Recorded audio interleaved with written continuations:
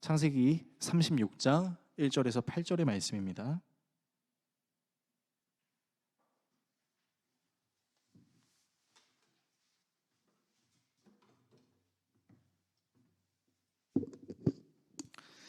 창세기 36장 1절에서 8절의 말씀, 구약성경 56페이지 정도에 있습니다.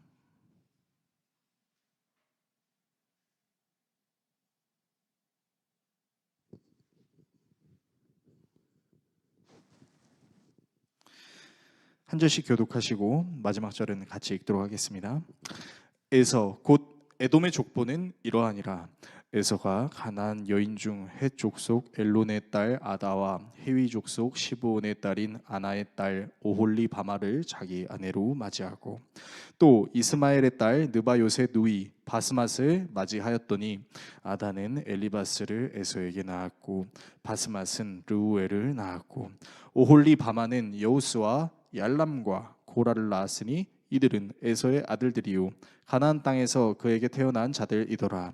에서가 자기 아내들과 자기 자녀들과 자기 집의 모든 사람과 자기의 가축과 자기의 모든 짐승과 자기가 가나안 땅에서 모은 모든 재물을 이끌고 그의 동생 야곱을 떠나 다른 곳으로 갔으니 두 사람의 소유가 풍부하여 함께 거주할 수 없음이로라.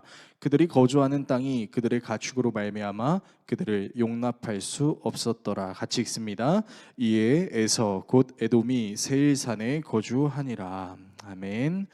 오늘 여러분과 함께 창세기 36장 1절 8절의 말씀으로 창세기 강의 51번째 시간 에서의 족보라는 주제로 하나님의 말씀 나누도록 하겠습니다. 원래 오늘은 창세기 36장 1절부터 43절의 모든 구절을 다루는 설교인데요.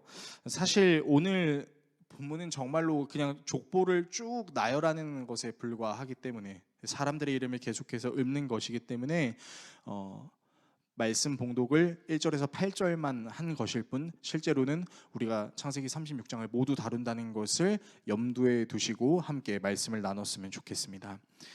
새해를 맞이하는 크리스찬들이 공통적으로 결심하는 것 중에 하나는 새해에는 보다 더 나은 신앙생활을 하겠다라는 것입니다. 그리고 보다 더 나은 신앙생활을 하기 위해 결단하는 여러 경건 활동들이 있습니다. 누군가는 성경을 읽겠다. 누군가는 내가 좀 기도의 시간을 늘리겠다. 누군가는 주일 예배 외에도 공예배에 내가 참석을 잘 해보겠다라는 것으로, 또 누군가는 교회에서 그동안 내가 봉사를 하지 못했는데 새로운 봉사를 한번 해보겠다라는, 또 교회 안에서뿐만 아니라 우리가 살고 있는 이 사회에 좋은 것으로 내가 한번 환원해보겠다라는 작정들을 합니다. 이 모든 일들은 사실 칭찬받아 마땅한 일임에는 틀림없습니다. 이 중에 성경 읽기를 한번 예를 들어보겠습니다. 대부분 새해에는 성경을 읽어보겠다라고 다짐하시는 성도님들의 경우에 보통 기본적으로 1독을 목표로 삼습니다. 그러니까 구약 37권과 신약 29권 합 66권의 성경을 적어도 내가 이번 해에는 한 번은 다 읽겠다라고 다짐하고 성경을 읽어요. 그래서 창세기를 잘 읽습니다. 출애굽기도 어떻게든 읽습니다. 그리고 위기에 봉착합니다. 바로 레위기라는 성경이죠. 이제 도대체 무슨 말씀인지, 이 법칙들이 우리의 삶에 무슨 의미를 갖고 있는지 싶어서 레위기를 읽다가 멈추고 다른 성경을 먼저 읽어야겠다라고 신약으로 넘어가기도 합니다. 그렇게 신약으로 넘어갔다가 세상의 바쁜 일들 때문에 결국 성경을 다 읽지 못해서 하나님, 제가 목표는 했는데 다 읽지 못해서 죄송해요 라고 말씀하시는 성도님들도 많이 계세요. 저는 참 그래도 그 노력이 가상하십니다라고 말씀드리고 싶은데, 근데 어떤 분들은 이런 분들도 있습니다. 레위기를 읽기 전에도 난관에 봉착하시는 분들이 있으세요. 바로 창세기에 등장하는 족보를 읽으면서 재미가 없다라고 생각하는 거예요. 오늘 우리가 이제 읽은 말씀이 바로 에서의 족보가 이제 쭉 나오는 그런 얘기예요. 하나님의 창조의 스토리, 아담의 불순종의 스토리, 아담과 그의 후손에 대한 이제 여러 스토리들에는 그 스토리텔링들이 있기 때문에, 여러 일화들이 있기 때문에 읽혀지기는 합니다. 그런데 가끔 등장하는 이런 족보들은 재미가 없어요. 그냥 이런 사람이 있었다.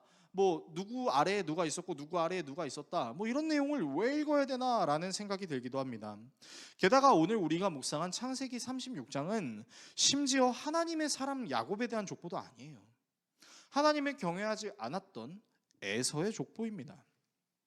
오늘 본문은 에서라는 단어로 시작해서 에서라는 단어로 1절부터 43절까지 끝이 납니다. 그러니까 이 36장을 요약하면 이런 내용이에요. 에서가 누구와 결혼했고 누구를 낳았으며 그렇게 생육하고 번성해서 에돔이라는 나라를 만들게 됐고 그 에돔이라는 나라에 여러 왕들이 있었다. 쉽게 말해서 자수성가한 에서의 족보 내용이라고 이야기할 수 있습니다. 자, 여기서 우리가 이 창세기 36장을 바라보면서 한 가지 가질 수 있는 의문이 있다면 왜 성경은 하나님을 경외하지 않는 이 에서의 족보를 이렇게 성경에 커다랗게 한 장이라는 분량을 할애했을까라는 것입니다. 하나님께 순종했던 그 사람들의 족보를 나열해도 모자를 판에 심지어 이스라엘 백성들이 날마다 읽어야 할 것을 목표로 이 모세오경을 기록했던 모세는 도대체 왜 창세기 36장에 이런 내용을 기록했을까요? 하나님께서 모세를 통해서 왜 에서의 족보를 기록하게 하셨는지, 도대체 하나님은 이 에서의 족보를 통해서 우리에게 무슨 메시지를 전하려고 하시는 건지, 오늘 우리는 에서라는 인물과 그가 행했던 행동들이 어떤 의미를 가지고 있는지에 대해서 묵상하고 기도하는 시간을 가지려고 합니다. 먼저 에서의 가정이 어떻게 시작되었는지를 좀 살펴보려고 하는데, 오늘 본문 1절에서 3절은 이런 내용을 담고 있습니다. 에서 곧 에돔의 족보는 다음과 같다. 에서는 가나안 여인 세 사람을 아내로 맞아들였다. 아다는 햇사람 엘론의 딸이다. 오홀리바마는 히위 사람 시본의 딸 아나에게서 태어났다. 바스맛은 이스마엘의 딸이며 느바요스의 누이이다. 자, 여기서 빨간 글씨로 되어 있는 사람들이 바로 에서의 아내들인데, 이 에서의 아내들의 특징은 모두 가나안 여인이었다라는 것입니다. 자, 그러면 에서가 이 가나안 여인들과 결혼하는 것에 대해서 에서의 부모였던 이삭과 리브가는 기뻐했을까요? 기뻐하지 않았을까요? 창세기 26장 34절에서 35절, 창세기 27장 46절에는 부모님들의 반응이 나와 있는데요. 에서는 40살이 되는 해에 햇사람 브에리의 딸 유딧과 햇사람 엘론의 딸 바스맛을 아내로 삼았다. 아까 우리가 말했던 그 아내들의 이름 중에 중복되는 이름들이죠. 이 두 여자가 나중에 이삭과 리브가의 뭐가 됩니까? 근심거리가 된다라고 성경은 이야기합니다. 그래서 리브가는 특별히 이 에서가 같은 민족과 결혼한 것이 아니라 이방 여인과 결혼한 것에 대해서 굉장히 싫어합니다. 다른 말씀을 보게 되면요, 리브가가 이삭에게 말하였다. 나는 햇사람의 딸들 때문에 사는 게 아주 넌더리가 납니다. 야곱이 이 땅에 사는 사람들의 딸들, 곧 햇사람의 딸들 가운데서 아내를 맞아들인다고 하면 내가 살아있다고는 하지만 나에게 무슨 사는 재미가 있겠습니까? 자, 지금 리브가는요, 에서가 가나안 여인들과 결혼한 것이 싫은 걸 넘어서서 그냥 짜증이 나는 겁니다. 짜증이 나고 에서만 보면 화가 치밀어 오르고 에서의 아내만 보면은 힘이 빠지는 거예요. 그러니까 에서의 아버지 이삭과 어머니 리브가는 에서의 혼인을 기뻐하기는커녕 아주 근심거리로 여기고 있을 뿐만 아니라 심지어 리브가는 이삭에게 흉을 보고 있는 거죠. 그러면 왜 이삭과 리브가는 에서의 혼인을 기뻐하지 못했을까요? 그 이유는 아브라함과 사라도, 이삭과 리브가도 같은 혈통 안에서 결혼했기 때문입니다. 아브라함과 이삭이 그렇게 혼인했던 이유는 하나님께서 주신 약속, 너를 통해 큰 민족을 이루겠다, 즉 하나님께서 택하신 그 민족 안에서 큰 백성을 이루시겠다라는 그 하나님의 말씀을 믿고 그대로 실천했기 때문입니다. 자, 그렇다면 여러분, 우리가 한번 생각해 보자면 에서는요, 자기의 할아버지 아브라함이 같은 핏줄인 사라와 결혼한 것도, 자신의 아버지 이삭이 같은 핏줄인 리브가와 결혼한 것도 다 알고 있었고 그렇게 부모님께 교육을 받았을 것입니다. 게다가 에서는 당시 아버지의 말씀에 가장 순종의 모범을 보여야 하는 장자였어요. 그러나 에서는 아버지의 말씀에 순종해야 하는 장자임에도 불구하고, 또 아버지와 할아버지의 모습을 보았음에도 불구하고 그 뜻대로 행동하는 것이 아니라 자신이 하고 싶은 대로 하죠. 심지어 에서는 장자의 명분조차도 자신이 배가 고프다는 이유로 자신의 동생 야곱에게 떡과 팥죽에게 그냥 넘겨버렸었어요. 창세기 25장 29절에서 34절에 그런 내용이 나와 있죠. 한 번은 야곱이 죽을 끓이고 있는데 에서가 허기진 채 들에 돌아와서 야곱에게 말하였다. 그 붉은 죽을 좀 빨리 먹자. 배고파 죽겠다. 에서가 붉은 죽을 먹고 싶다 하였다고 해서 에서를 에돔이라고 하였다. 야곱이 대답하였다. 형은 먼저 형이 가진 맏아들의 권리를 나에게 파시오. 에서가 말하였다. 이것 봐라. 난 지금 죽을 지경이다. 지금 나에게 맏아들의 권리가 뭐 그리 대단한 거냐? 장자의 권리를요, 떡과 팥죽에게 아주 가볍게 떡과 팥죽으로 야곱에게 아주 가볍게 넘겨주는 거죠. 그래서 성경은 분명하게 기록하죠. 맨 마지막 줄을 보시면 에서는 이와 같이 맏아들의 권리를 가볍게 여겼다. 에서는 아버지 이삭이 자신을 사랑하는 것을 알고 있음에도 불구하고 아버지의 뜻대로 사는 것이 아니라 자신의 뜻을 고집하는 인생을 살았고, 심지어 장자로서 가져야 할 태도조차도 갖고 있지 않았습니다. 자, 그러면 여기서 우리는 한 가지 의문을 가질 수 있죠. 에서는 도대체 왜 이렇게 행동하였는가? 왜 장자의 명분을 중요하게 여기지 않고 왜 하나님의 말씀에 따르는 것을 중요하게 여기지 않았을까? 여러분, 에서는요, 성경에서 묘사하기를 굉장히 용맹한 사람, 야곱과 완전히 비교해서 설명하고 있습니다. 그리고 에서가 아버지 이삭의 사랑을 마음껏 받았던 인물이다라고 기록되어 있죠. 그렇다는 건 이 말씀을 통해서 우리가 분명하게 추정할 수 있는 건 에서는 늘 자신감에 차 있고 에서는 자기 자신의 능력을 정말로 신뢰하는 사람이었기 때문에 자기의 말을 가장 최우선으로 여기고 자기가 하고 싶은 대로 하는 기질이 매우 농후했던 사람이다라는 것을 우리는 추정할 수 있습니다. 그러니까 너무나 중요한 장자의 권리를 갖고 있음에도 불구하고 눈앞에 당장 나에게 닥치는 그 배고픔을 해결하고 싶은 나머지 장자의 권리를 아무렇게나 팔아버리기는, 그리고 스스로를 하나님과 같이 여기는 사람, 그 사람이 바로 에서였다라는 거예요. 그래서 그는 자신이 어디에 살아야 하는지를 결정해야 되는 아주 중요한 문제에서도 하나님께 기도하지 않습니다. 어떻게 결정하냐면 자신의 눈앞에 보이는 것으로 결정해요. 오늘 본문 6절에서 8절의 말씀 같이 읽겠습니다. 에서는 아내들과 아들들과 딸들과 자기 집의 모든 사람과 집짐승과 또 다른 모든 짐승과 가나안 땅에서 얻은 모든 재산을 이끌고 아우 야곱과는 좀 떨어진 다른 곳으로 갔다. 두 사람은 재산이 너무 많아서 함께 살 수 없었다. 그들은 특히 집짐승이 많아서 거기에서 그대로 살 수 없었다.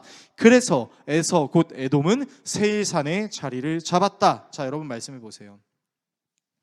에서하고 야곱이 살림을 합치려고 했습니다. 그런데 그 두 사람의 살림의 규모가 너무 크다 보니까 같이 살 수가 없는 거예요. 그때 에서의 눈에 들어왔던 것이 무엇이었냐면 세일산이었습니다. 당시 세일산은 어떤 산이었냐면 목초지가 굉장히 많고 유목 활동을 하기에 아주 적합했던 땅이에요. 그러니까 하나님께 기도하고 살 곳을 결정한 것이 아니라 자신의 눈에 보이는 이득을 취할 수 있는 것을 최우선으로 여기는 것이죠.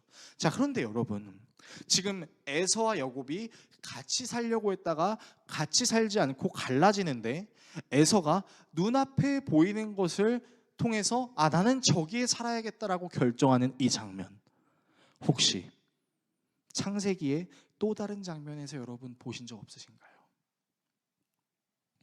우리는 창세기 12장을 통해서 아브라함이 부름을 받는 장면을 봅니다. 그리고 그 아브라함이 조카 롯과 함께 베델이라는 곳에 있을 때 아브라함의 목축업자들과 롯의 목축업자들이 서로 다투는 광경을 보죠. 그래서 아브라함이 말하죠. 조카야, 네가 우하면 내가 좌하고 네가 좌하면 내가 우하겠다. 네가 먼저 땅을 선택해라. 그때 롯이 어떻게 땅을 선택했는지 여러분 혹시 기억하고 계십니까? 창세기 13장 6절에서 10절은 바로 그 내용을 다루고 있습니다. 그러나 그 땅은 그들이 함께 머물기에 좁았다. 너무 똑같죠. 그들은 재산이 너무나 많아서 그 땅에서 함께 머물 수가 없었다. 마치 데자뷰를 보는 것 같은 느낌이 듭니다. 아브라함이 롯에게 말하였다. 너와 나 사이에, 그리고 너의 목자들과 나의 목자들 사이에 어떠한 다툼도 있어서는 안 된다. 우리는 한 핏줄이 아니냐. 네가 보는 앞에 땅이 얼마든지 있으니 따로 떨어져 살자. 네가 왼쪽으로 가면 나는 오른쪽, 네가 오른쪽으로 가면 나는 왼쪽. 롯이 멀리 바라보니 요단 온 들판이 소 아래 이르기까지 물이 넉넉한 것이 마치 주님의 동산과도 같고 이집트 땅과도 같았다. 에서와 야곱이 살림을 합치지 않고 갈라지는 그 장면이 마치 아브라함과 롯이 살림을 나누는 장면과 똑같아요. 근데 여러분, 여기서 중요한 것은요, 아브라함이 머물렀던 땅은 하나님께서 인도하신 베델 땅이었습니다. 그리고 아브라함은 이 베델에서 하나님께 감사하는 예배를 드렸었어요. 그런데 아브라함과 조카 롯의 목자들 사이에 다툼이 일어나서 땅을 결정해야 되는 문제에서 지금 롯이 하나님께 기도하고 있습니까? 그렇지 않습니다. 자기의 눈에 저 땅이, 저 요단강에서 소알에 이르기까지의 땅이 이집트 같아, 마치 하나님께서 역사하시는 동산 같아. 왜 그렇게 결정했겠죠? 그 땅이 기름지고 물이 많은 것처럼 보였기 때문인 거죠. 롯은 먼저 하나님께 기도하는 것이 아니라 어떻게 하면 나한테 이득이 될 수 있을까를 먼저 판단하고, 그것이 바로 자신의 눈에 보이는 조건이었다라는 것입니다. 그리고 그 판단이 마치 하나님께서 주신 땅이라는 착각이 들게 만들었죠. 이런 롯의 모습이 고스란히 누구에게 지금 등장하고 있어요? 에서에게 등장하고 있다는 겁니다. 에서는요, 그의 가정을 꾸릴 때부터, 그리고 그 가정이 부흥하고 가진 것이 많아서 모든 순간까지 부흥해 가는 그 모든 순간, 단 한 번도 성경에서는 에서가 하나님을 경외했다라고 표현하고 있지 않습니다.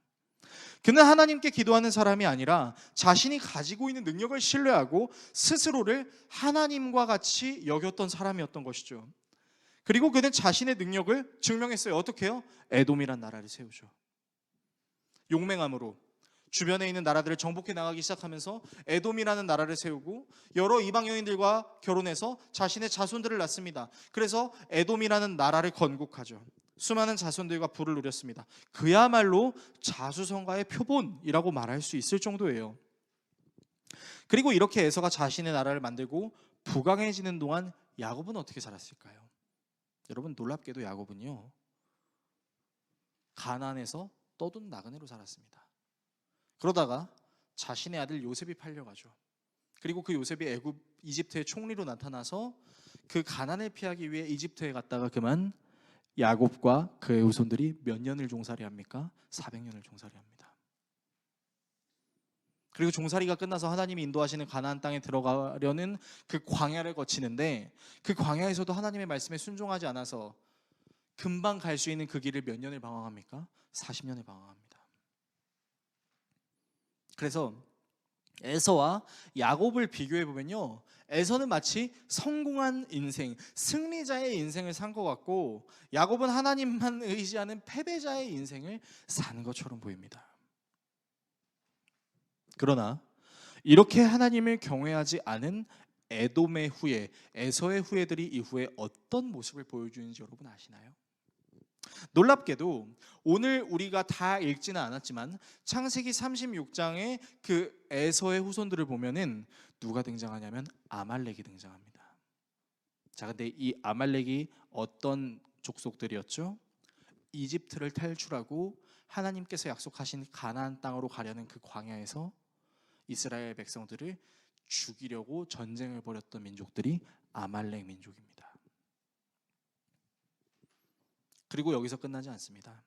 이후에 이 에서의 후예들은요, 사울 왕과 다윗 왕이 이스라엘을 통치할 때마다 늘 전쟁을 치르는 이방 민족으로 존재합니다.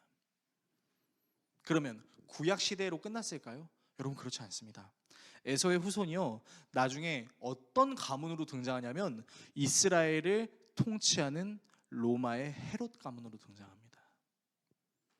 예수님이 탄생하셨던 베들레헴의 유아 살해 정책을 펼쳤던 헤롯 왕이 에서의 후예입니다. 회개하라고 복음을 전파했던 세례 요한을 차명에 쳐왔던 헤롯 왕도 에서의 후예입니다. 심지어 예수님의 처형을 명령했던 본디오 빌라도를 다스리고 있던 왕 역시 에서의 후손입니다. 그러니까요, 이 에서의 후손은요, 끊임없이 하나님의 선택한 백성을 계속해서 괴롭히는 존재로 성경에 등장합니다. 이에 비해 하나님에 따르는 사람의 특징은 어떠한가요? 에서는 자기의 능력으로 이방 여자들과 혼인하고 나라를 만들고 또 용맹한 그 힘을 떨쳤습니다. 그런데 야곱의 할머니 사라도, 야곱의 어머니 리브가도, 심지어 야곱의 아내 라헬도요, 임신을 잘 못했어요. 그러나 불임이었던, 임신을 할 수 없었던 그 사람들에게 하나님이 역사하셔서 이스라엘이라는 민족을 만들어 가십니다. 야곱의 12아들의 후손들도 이집트에서 400년간 종살이를 했지만 하나님께서 약속하신 가나안 땅으로 다시 돌아옵니다.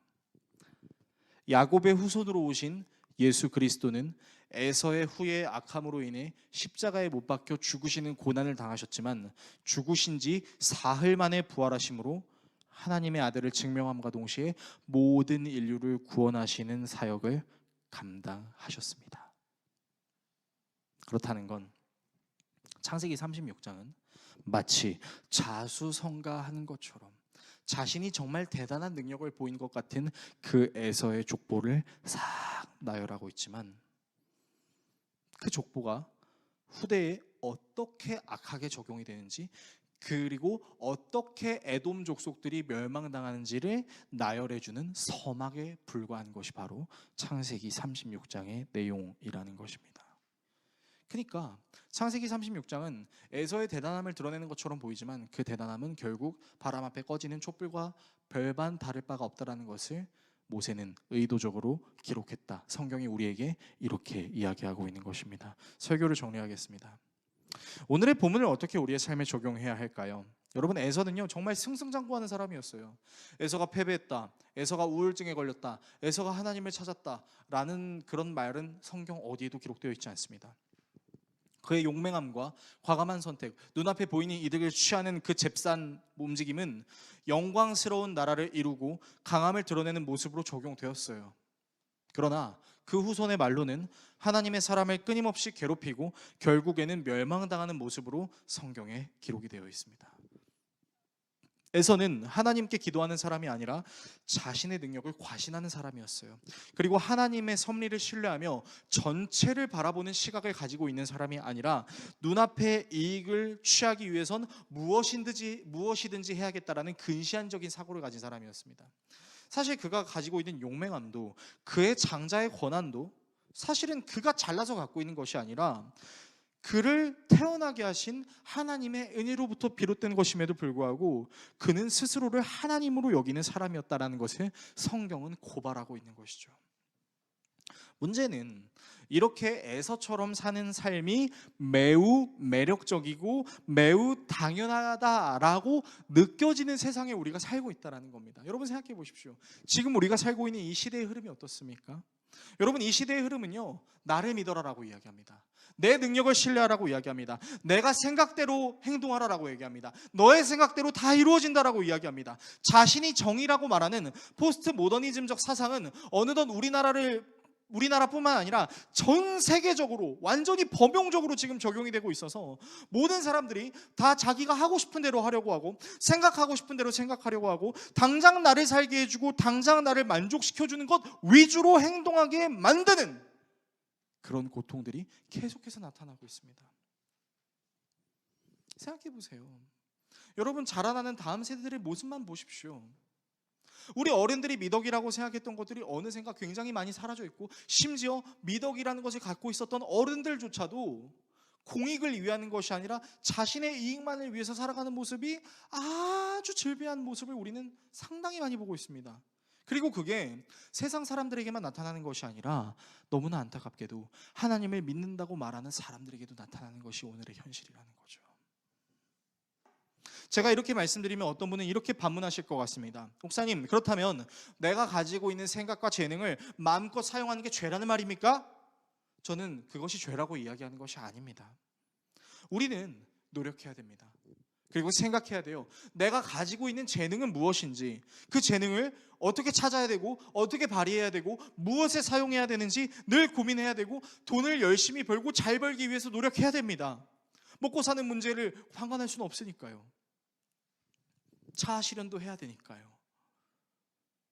중요한 사실은 내가 가지고 있는 이 재능이 어떻게 생겨난 것이고 그것을 어떻게 사용해야 하고 어떻게 살아야 되는지를 우리는 고민해야 된다는 겁니다. 야곱은 에서보다 상당히 뛰어난 지능을 갖고 있었습니다. 우리가 너무나 오랫동안 야곱을 계속 묵상해 왔잖아요. 여러분, 야곱 정말 치밀한 사람이었잖아요. 그는 정말로 치밀한 사람이라 돌다리도 두들겨보고 건너는 사람이 아니라 망치 같은 걸 들고 와서 꿍꿍 찍어가지고 내리 찍어서 금이 안 가면은 걸어갈 정도로 매우 계획적인 사람이었어요. 매우 합리적인 사람이죠. 그러나 그는 인생을 살면 살수록 자신의 인생을 책임지는 것이 자신의 능력에 달려있는 것이 아니라 자신에게 능력으로 역사하시는 하나님이라는 사실을 점점 깨닫기 시작하죠. 그는 무려 130여 년이라는 시간 동안 굉장히 고통스러운 삶을 살았습니다. 그래서 이집트의 파라오를 만날 때 그렇게 얘기하잖아요. 왕이시여, 제가 나그네로 130여 년의 인생을 살았는데 힘들었습니다. 그렇게 이야기하지 않습니까? 그런데 야곱은 그런 자신의 인생을 저주받았다라고 이야기하지 않아요. 에서처럼 떵떵거리면서 살지는 못했어도 그는 인생의 모든 순간을 하나님과 동행했습니다. 그래서요, 그는 자신의 인생의 말년 정말 사랑하는 아들 요셉을 위해서 축복할 때 이런 말을 합니다. 창세기 48장 15절에서 16절의 말씀 화면을 통해서 같이 읽겠습니다. 야곱이 요셉을 축복하였다. 나의 할아버지 아브라함과 아버지 이삭을 보살펴 주신 하나님, 내가 태어난 날로부터 오늘에 이르기까지 나의 목자가 되어 주신 하나님, 온갖 어려움에서 나를 건져 주신 천사께서 이 아이들에게 복을 내려 주시기를 빕니다. 나의 이름과 할아버지의 이름 아브라함과 아버지의 이름 이삭이 이 아이들에게서 살아있게 하여 주시기를 빕니다. 이 아이들의 자손이 이 땅에서 크게 불어나게 하여 주시기를 빕니다. 여러분, 놀랍게도요, 야곱은 그렇게 힘들고 어려운 인생을 살았는데 그 인생을 회고하면서 요셉을 위해서 축복할 때 이렇게 얘기해요. 내가 태어난 날로부터 죽음을 맞이할 수 있는 오늘에 이르기까지 나의 목자가 되어주신 하나님이라고 이야기합니다.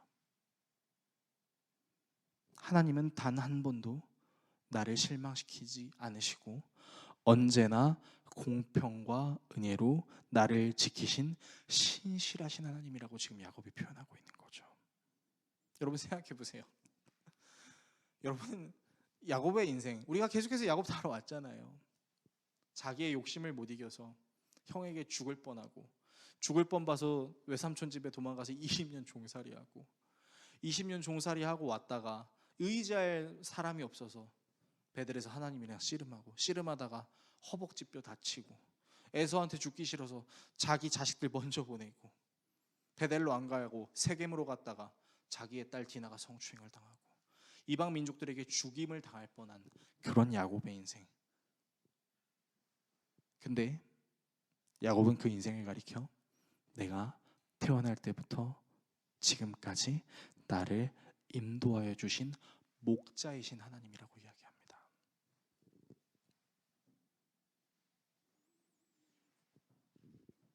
야곱은 요셉을 위해 축복할 때 돈이 많게 해주세요, 아프지 않게 해주세요, 어떤 어려운 문제도 일어나지 않게 해주세요라고 축복할 수도 있었습니다. 실제로는 그렇게 축복했을 거라고 생각합니다. 그런데 성경이 의도적으로 기록하고 있는 게 있죠. 야곱이 요셉을 위해서 어떤 걸 축복하고 있죠? 하나님이 요셉의 자녀들의 목자 되어주세요라는 축복이라는 것이죠. 당장 먹고 사는 문제를 해결하는 것도, 자신의 명예가 드러나는 것도 물론 좋은 삶입니다. 그렇게 살면 괜찮아요. 그렇지만 성경이 우리에게 말하는 최고의 복이 무엇인가요? 배 골지 않는 거, 안 아픈 거, 어려운 일 안 당하는 거? 아니죠. 그 모든 순간에도 태어날 때부터, 아니 이미 창세 전부터 나를 계획하시고 나를 인도하시며 모든 것을 합력하여 선을 이루시는 목자이신 하나님, 나와 함께하여 주십시오. 여러분, 이것이 가장 큰 축복이라는 겁니다. 사랑하는 여러분께 권면합니다. 여러분, 이 위대한 축복이 여러분의 삶에 넘치기를 축원합니다. 여러분이 건강했으면 좋겠습니다. 여러분이 막힌 문제들이 술술 풀리셨으면 좋겠습니다. 여러분이 물질이 부족함이 없는 풍족한 삶을 살았으면 좋겠습니다. 그러나 하나님의 말씀이 증거하는 자로서 여러분에게 전하고 싶은 가장 큰 축복은 여러분들의 모든 삶의 순간에 함께 하시는 선한 목자이신 주님과 함께 하시는 형통함, 그 형통함이 여러분에게 넘치기를 소망합니다. 그래서 여러분과 함께 정말 그 인생 내내 쓴맛과 어려운 맛, 고통을 감당했지만 그럼에도 불구하고 주님을 가리켜 선한 목자라고 표현했던 다윗의 시를 같이 읽고 설교를 마무리하겠습니다. 화면을 통해서 같이 읽겠습니다. 여호와는 나의 목자시니 내게 부족함이 없으리로다. 그가 나를 푸른 풀밭에 누이시며 쉴 만한 물가로 인도하시는도다. 내 영혼을 소생시키시고 자기의 이름을 위하여 의의 길로 인도하시는도다. 내가 사망의 음침한 골짜기로 다닐지라도 해를 두려워하지 않을 것은 주께서 나와 함께 하심이라. 주의 지팡이와 막대기가 나를 안위하시나이다. 주께서 내 원수의 목전에서 내게 상을 차려주시고 기름을 내 머리에 부으셨으니 내 잔이 넘치나이다. 내 평생의 선하심과 인자하심이 반드시 나를 따르리니 내가 여호와의 집에 영원히 살리로다. 사랑하는 성도 여러분, 하나님의 목자로 그리고 하나님의 집에 영원히 거하는 저와 여러분 모두가 될 수 있기를 예수 그리스도의 이름으로 축원합니다.